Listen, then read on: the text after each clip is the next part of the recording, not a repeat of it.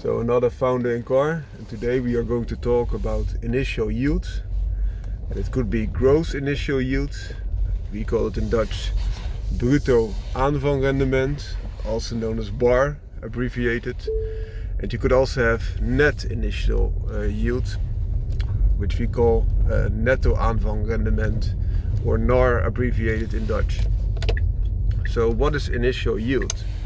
If you have an investment and it produces, for example in the first year, that hence the initial, and then you get, for example, some interest out of that investment, some return on that investment, other way to approach it.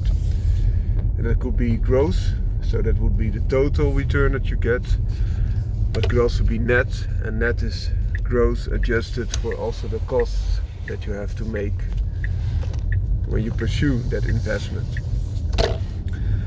So that being said, normally the net initial yield would be more relevant because that's the real amount that you take home.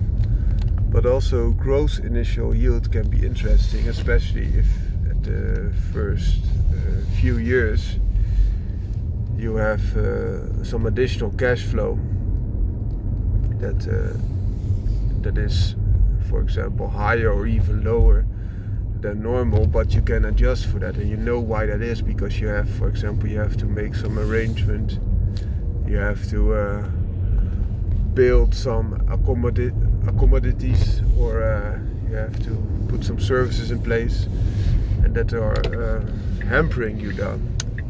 And then you know that once those additional hampering costs are mitigated, also your net initial yield or your net yield will rise.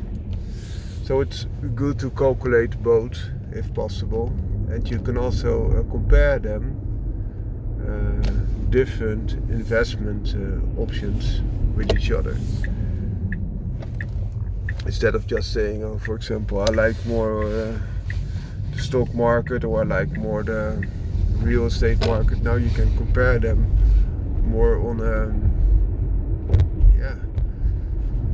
fundamental level, and can also see what the yields are. So for example, you might like one or the other more, but the yields could help you also take the financial aspect more into consideration.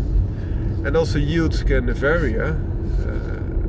It could very well be that stocks have a higher maximum yield. This is a given, so to say. But it could be that real estate, for example, is a lot more stable. And then you can also look, what do you prefer?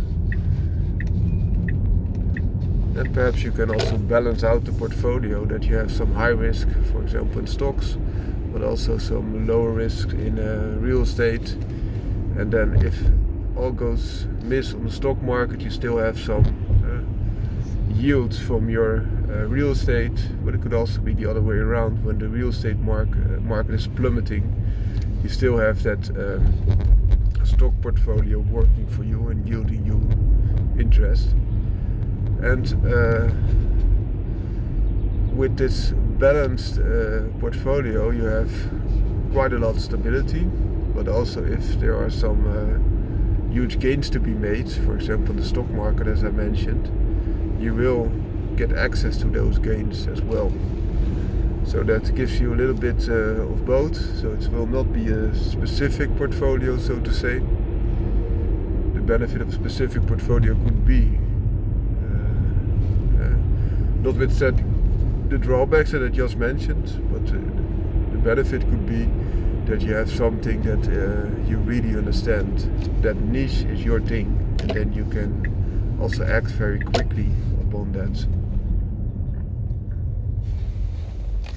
Hope you liked this video, and if you do, please feel free to subscribe, like, comment, whatever. Have a great day.